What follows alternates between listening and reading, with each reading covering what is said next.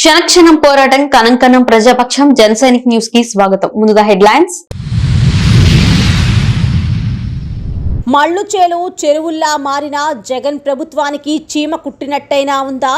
ఎన్నికల వేళ దొంగ ఉద్యోగ ప్రకటనల 4.5 ఏళ్లు కొంగ జపం చేసిన మెగా డిఎస్సి కాదు కదా, లిమిటెడ్ డిఎస్సి కూడా ఇవ్వలేదు. టీడీపీ జాతీయ ప్రధాన కార్యదర్శి నల్లారి కిషోర్ కుమార్ రెడ్డి సూటి విమర్శ.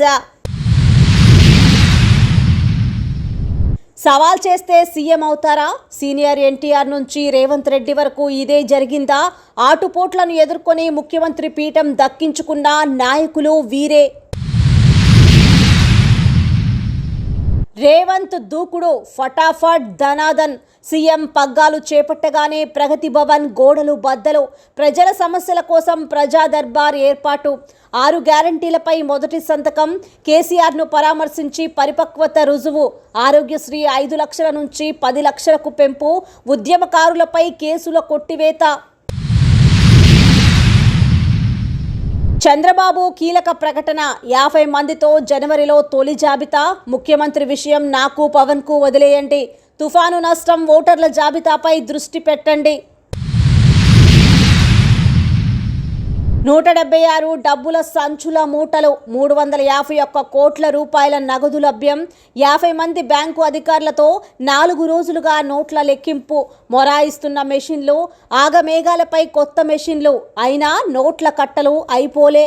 ఇక డీటెయిల్స్ చూస్తే, వరుస తుఫాన్లతో విలవిలలాడుతున్న రైతులను ఆదుకొని జగన్ సర్కార్ అంటూ నల్లారి కిషోర్ కుమార్ రెడ్డి ఆగ్రహం. మల్లుచేలు చెరువుల్లా మారిన జగన్ ప్రభుత్వానికి చీమ కుట్టినట్లయినా ఉందా అంటూ నల్లారి సూటి ప్రశ్న. ఎన్నికల వేళ దొంగ ఉద్యోగ ప్రకటనల 4.5 ఏళ్ల కొంగజపం చేసిన మెగా డిస్సీ కాదు కదా, లిమిటెడ్ డిఎస్పీ కూడా ప్రకటించకుండా యువతను జగన్ సర్కార్ మోసం చేసిందని నల్లారి కిషోర్ కుమార్ రెడ్డి అగ్గి మీద గుగ్గిలమయ్యారు. టీడీపీతోనే బీసీలకు సామాజిక న్యాయమని తేల్చి చెప్పిన బీసీ నేతలు తంబళ్లపల్లె మాజీ ఎమ్మెల్యే జి శంకర్. వరుస తుఫాన్ల దాటికి రైతులు ఓవైపు అరచేతిలో ప్రాణాలు పెట్టుకుని బిక్కుబిక్కుమంటూ జీవితం లాగుతూ ఉన్నారు. మరోవైపు మళ్ళు చేలు చెరువులను తలపిస్తున్నాయి. చేతికొచ్చిన పంట నాశనమవుతుంటే తుఫాను ప్రభావిత ప్రాంతాల రైతులను ఆదుకోవడంలో జగన్ ప్రభుత్వం దారుణంగా విఫలమైందని టీడీపీ జాతీయ ప్రధాన కార్యదర్శి నల్లారి కిషోర్ కుమార్ రెడ్డి తీవ్ర ఆవేదన వ్యక్తం చేశారు. పీలేరులో జరిగిన పార్టీ కార్యక్రమంలో టీడీపీ మేనిఫెస్టోను వివరిస్తూ నల్లారి పాల్గొన్నారు. ఇంటింటికి తిరుగుతూ స్వయంగా కరపత్రాలు పంచిపెట్టారు. ఆయన్ను కలవడానికి పెద్ద ఎత్తున తరలివచ్చిన యువతతో నల్లారి కిషోర్ మాటామంతి కలిపారు. నియోజకవర్గంలో యువతకు ఉపాధి ఉద్యోగ అవకాశాలు లేక తప్పుదోవ పడుతున్నారని, అసాంఘిక కార్యకలాపాలకు పాల్పడుతున్నారని యువ నాయకులు నల్లారికి నివేదించారు. ఆవేదన చెందిన యువతకు అనునయించిన నల్లారి కిషోర్ కుమార్ మాట్లాడుతూ, చంద్రబాబు ముఖ్యమంత్రి అయిన వెంటనే ప్రభుత్వ ప్రైవేటు రంగాల్లో సుమారు 20 లక్షల ఉద్యోగాలు భర్తీ చేయనున్నారని వెల్లడించారు. ఉద్యోగాలు వచ్చే వరకు నిరుద్యోగులకు ప్రతి నెలా టీడీపీ ప్రభుత్వం నిరుద్యోగ భృతి చెల్లిస్తుందని తెలిపారు. ఎన్నికలు సమీపిస్తున్న ఈ సమయంలో దొంగ నోటిఫికేషన్లో జగన్ సర్కార్ వెలువరిస్తోందని నల్లారి ఆగ్రహం వ్యక్తం చేశారు. మెగా డిఎస్సి అంటూ వైసీపీ ప్రభుత్వం 4.5 ఏళ్లు ఊరించి ఉన్న పాఠశాలలు మూసివేయటం ఏంటని నల్లారి ప్రశ్నించారు. టీడీపీ మైనార్టీ సెల్ అధ్యక్షులు మౌలానా ముస్తాక్ అహ్మద్ మాట్లాడుతూ, వైసీపీ ముస్లింలను ఓటు బ్యాంకుగా వాడుకొని చేస్తున్న మోసాన్ని ముస్లింలు గుర్తించాలని అన్నారు. ముస్లిం మైనారిటీలలో 80% పేదలే ఉంటారని గుర్తు చేసిన మౌలానా ముస్తాక్, చంద్రబాబు ఉర్దూ డిఎస్సితో ఎంతో మంది పేద విద్యార్థినుల జీవితాల్లో వెలుగులు నింపారని అన్నారు. ముస్లింల సంక్షేమం కోసం చంద్రబాబు ప్రవేశపెట్టిన దుల్హన్, రంజాన్ తోఫా, ఇమాం మౌజన్లకు వేతనాలు, హజ్ హౌస్, కమ్యూనిటీ భవనాల నిర్మాణాన్ని జగన్ ప్రభుత్వం తూట్లు పొడిచిందని మౌలానా ఆవేదన వ్యక్తం చేశారు. రాబోయే ఎన్నికలలో చంద్రబాబుకు నల్లారి కిషోర్ కుమార్ రెడ్డిని గెలిపించుకోవాలని ముస్లిం సమాజానికి పిలుపునిచ్చారు. తంబళ్లపల్లె మాజీ ఎమ్మెల్యే జి శంకర్ మాట్లాడుతూ, జగన్ ప్రభుత్వంలో గ్రామ స్థాయి నుంచి రాజధాని వరకు కబ్జాలు, అక్రమ కేసులు, దౌర్జన్యాలతో రాక్షస రాజ్యం నడుస్తోందని అన్నారు. అంగళులో సాక్షాత్తు చంద్రబాబుపై దాడి చేయించారంటే వీరి అరాచకం ఏ స్థాయిలో ఉందో గుర్తించాలని జి శంకర్ అన్నారు. అంగళ్ళు అల్లర్ల కేసులో కుట్రపూరితంగా తన పేరు లేకుండా చేసి నియోజకవర్గం ప్రజల్లో తన పైన అనుమానాలు రేకెత్తించే వైఎస్ఆర్ కాంగ్రెస్ నేతల కుట్రలను ప్రజలు గుర్తించాలని శంకర్ అన్నారు. రాష్ట్రంలో సామాజిక న్యాయం టీడీపీతోనే సాధ్యమని ఆ పార్టీ బీసీసీఎల్ అధికార ప్రతినిధి వల్లిగట్ల వెంకటరమణ అన్నారు. వచ్చే ఎన్నికల్లో టీడీపీని ఆదరించాలని ఆయన కోరారు. ఇదిలా ఉండగా పట్టణంలో ప్రజలు, మహిళలు నల్లారి కిషోర్ కుమార్ రెడ్డికి అడుగడుగునా నీరాజనాలు పలికారు. స్థానిక సాయిబాబా గుడిలో ఆలయ అర్చకులు, అభిమానులు కిషోర్ కుమార్ రెడ్డి పేరిట ప్రత్యేక పూజలు చేశారు. అభిషేకం, తీర్థ ప్రసాదాలు పంచిపెట్టారు. తెలంగాణ సీఎం రేవంత్ రెడ్డి తన మార్క్ పాలనతో ప్రశంసలు అందుకుంటున్నారు. సీఎంగా పదవి చేపట్టిన వెంటనే ఇచ్చిన హామీలను ఒక్కొక్కటిగా నెరవేరుస్తూ సత్తా చాటుతున్నారు. కేసీఆర్ ను పరామర్శించాలని రేవంత్ తీసుకున్న నిర్ణయాన్ని ఎంత మెచ్చుకున్నా తక్కువేనని చెప్పవచ్చు. సీఎం రేవంత్ రెడ్డి కాన్వాయ్లోని కార్లకు 0009 నెంబర్ను కేటాయించడం జరిగింది. అయితే సవాల్ చేసి రేవంత్ రెడ్డి సీఎం కాగా గతంలో కూడా పలువురు ముఖ్యమంత్రులు ఎన్నో కష్టాలు పడి సవాల్ చేసి అధికారాన్ని దక్కించుకున్నారు. సీనియర్ ఎన్టీఆర్ పార్టీ పెట్టిన 9 నెలల్లోనే పార్టీని అధికారంలోకి తీసుకొచ్చారనే సంగతి తెలిసిందే. అప్పట్లో తెలుగు ప్రజలకు అన్యాయం జరుగుతోందని ఇందిరాగాంధీకి సవాల్ విసిరి మరీ సీనియర్ ఎన్టీఆర్ కేవలం 9 నెలల్లో పార్టీని అధికారంలోకి తెచ్చారు. సీనియర్ ఎన్టీఆర్ అప్పట్లో అమలు చేసిన కొన్ని పథకాలు ఇప్పటికీ అమలవుతున్నాయి. ప్రజలకు మంచి పాలన అందించిన ముఖ్యమంత్రులలో ఒకరిగా ఎన్టీఆర్ నిలిచిపోయారు. ఎన్టీఆర్ ప్రజల హృదయాల్లో మాత్రం ఎప్పటికీ జీవించే ఉంటారు. వైఎస్ రాజశేఖర్ రెడ్డికి సొంత పార్టీకి సంబంధించిన ప్రముఖ నేతల నుంచి ఎన్నో సవాళ్లు, ఇబ్బందులు ఎదురయ్యాయి. అయితే వైఎస్ రాజశేఖర్ రెడ్డి చిరునవ్వుతో ఆ సవాళ్లను అధిగమించి పొలిటికల్ గా ఎదిగారు. ఏపీ సీఎం వైఎస్ జగన్ కు కాంగ్రెస్ పార్టీ నుంచి ఎన్నో ఇబ్బందులు ఎదురయ్యాయి. అయితే జగన్ మాత్రం ఒక్కో మెట్టు పైకి ఎక్కి 2019 ఎన్నికల్లో వైసీపీని అధికారంలోకి తెచ్చారు. 2024 ఎన్నికల్లో సైతం వైసీపీని అధికారంలోకి తెస్తానని జగన్ నమ్మకంతో ఉన్నారు.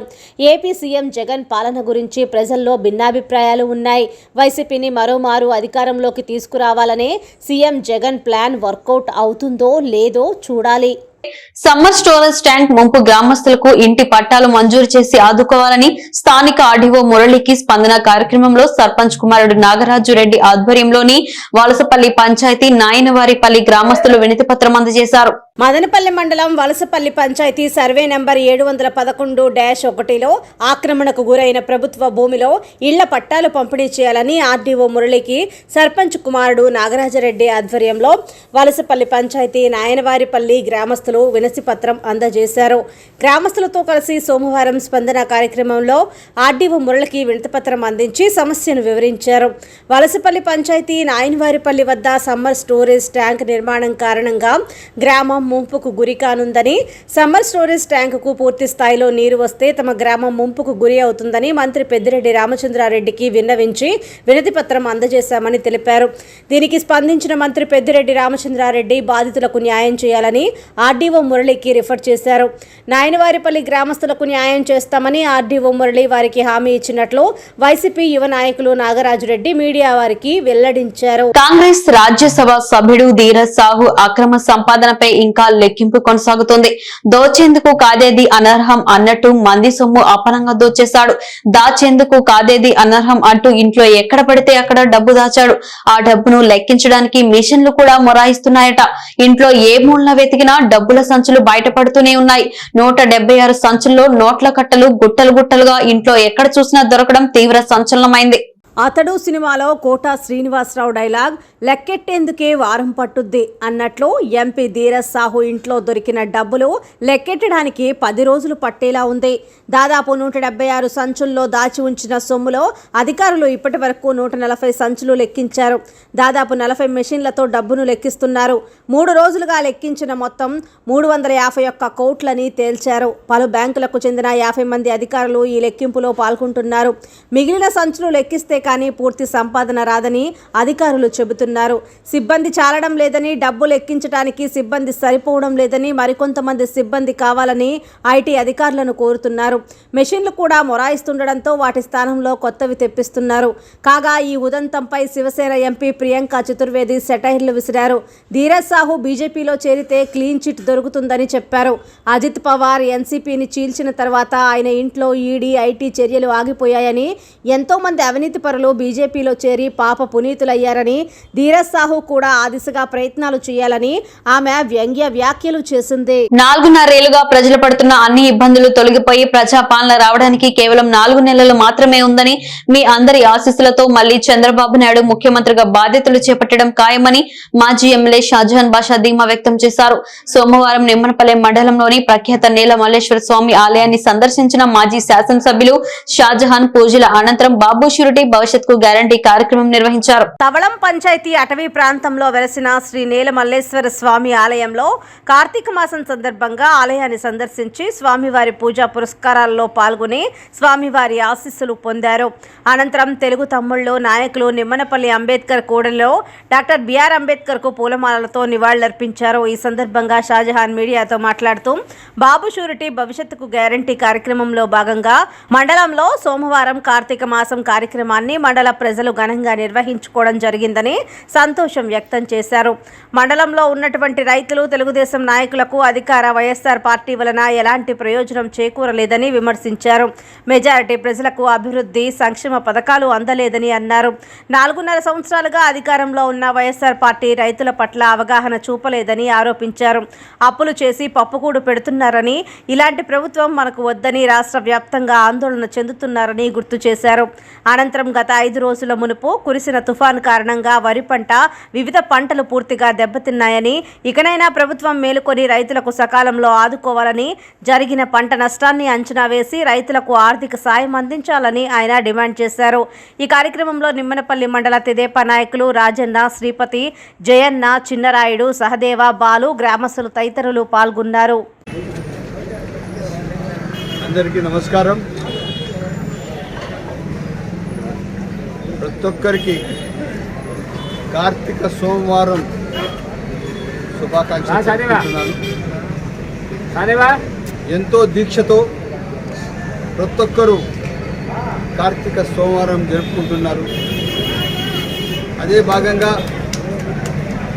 బాబు గారి షూరిటీ భవిష్యత్తు గ్యారంటీ కార్యక్రమం భాగంగా నేను ఈరోజు నిమ్మనపల్లి మండలానికి, అదేవిధంగా ఈరోజు ఇక్కడ సంత ఉంది, మా రైతులకు, మా అక్క చెల్లెలకు, ఇక్కడ ఉన్న మా తెలుగుదేశం పార్టీ నాయకులకు, అదేవిధంగా ఈ 4 సంవత్సరాల 8 నెలల్లో ఏమాత్రం రైతుల కోసం కార్యక్రమాలు స్పష్టంగా చేయని ప్రభుత్వం, ఒక అరాచకమైన ప్రభుత్వం, పరిపాలన దక్షత లేని ప్రభుత్వం, ప్రజా విలువ లేని ప్రభుత్వం, ఈ ప్రభుత్వం మాది అని చెప్పుకోలేని పరిస్థితులు ఈరోజు రైతులు, అక్కలు, చెల్లెళ్ళు, యువకులు అందరూ జీవిస్తున్నారు.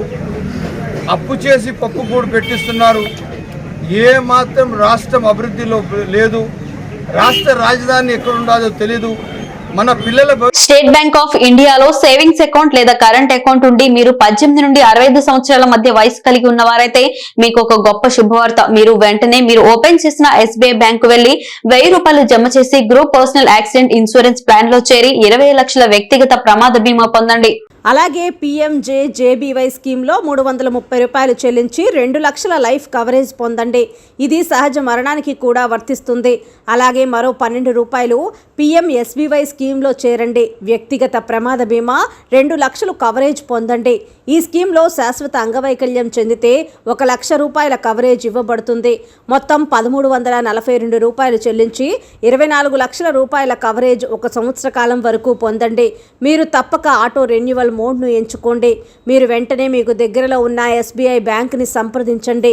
అధిక వివరాలు తెలుసుకుని చేరండి. అకౌంట్ లేని వారు వెంటనే యోనో అకౌంట్ ఓపెన్ చేయండి. మీ శాఖ అధికారి భారతీయ స్టేట్ బ్యాంక్ వారిని సంప్రదించగలరు. టీడీపీ అధినేత చంద్రబాబు కీలక నిర్ణయం తీసుకున్నారు. ఆంధ్రప్రదేశ్ లో వచ్చే ఎన్నికల కోసం అభ్యర్థుల ఎంపికపై ఫుల్ ఫోకస్ పెట్టినట్లు తెలిపారు. జనవరిలో తొలి విడత అభ్యర్థులను ప్రకటించేందుకు సిద్ధమయ్యారు. ఇందుకోసం గ్రూప్ గొడవలు లేని స్థానాలపై దృష్టి పెట్టినట్లుగా టీడీపీ వర్గాలు సమాచారం సమాచారం. 2024 ఎన్నికల కోసం ఏపీలోని నేతలు ఇప్పటి నుంచే సన్నద్ధమయ్యారు. ఈ తరుణంలోనే ఓటర్ల జాబితాపై అన్ని పార్టీలు పెదవి విరుస్తున్నారు. ఓటర్ల లిస్టులో అవకతవకలు జరిగాయంటూ టీడీపీ జనసేన నేతలు ఫిర్యాదులు చేస్తూ వస్తున్నారు. మీచౌంగు తుఫాను వల్ల పంటల నష్టంపై అన్ని పార్టీలు అధికార పార్టీ అయిన వైసీపీపై విరుచుకుపడుతున్నాయి.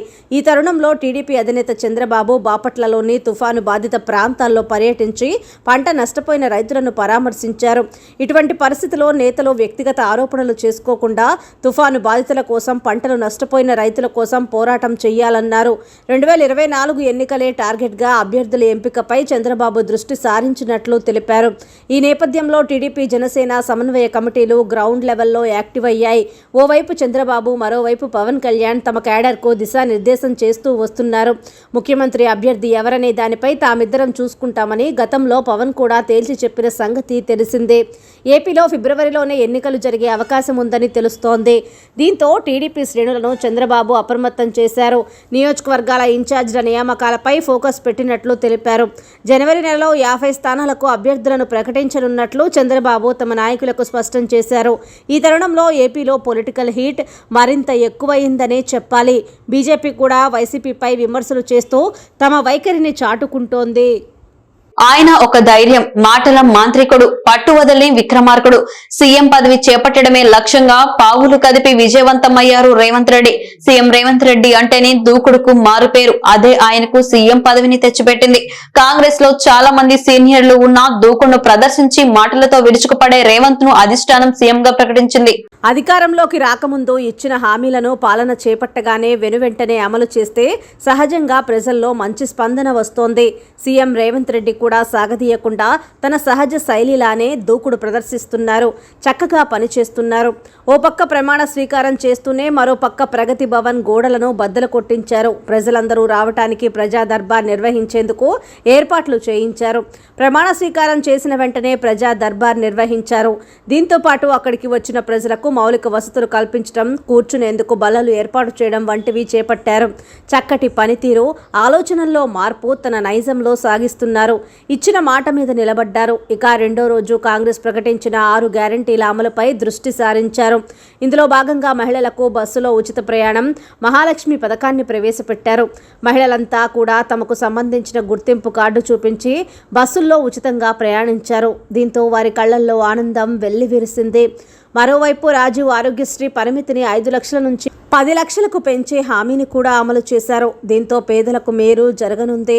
ఈ హామీలతో పాటు ఉద్యమకారులపై పెట్టిన కేసుల వివరాలను కూడా అడిగి తెప్పించుకుని వాటిని కొట్టేయాలని డీజీపీని ఆదేశించారు. అధికారంలోకి వచ్చిన 2 రోజుల్లోనే చకాచకా ఆలస్యం చేయకుండా ఇచ్చిన హామీలను, మాటలను అమలు చేస్తూ దూకుడుగా ముందుకు సాగుతున్నారు. ఏమాత్రం సాగదీయకుండా పనిచేసుకుంటూ పోతున్న సీఎం రేవంత్ రెడ్డిని అభినందించి తీరాల్సిందే. క్షణక్షణం పోరాటం, కణం కణం ప్రజాపక్షం. జనసైనిక్ న్యూస్ ఇంతటితో సమాప్తం. తిరిగి రేపటి బులెటిన్ లో మళ్ళీ కలుసుకుందాం. అంతవరకు సెలవు, నమస్కారం.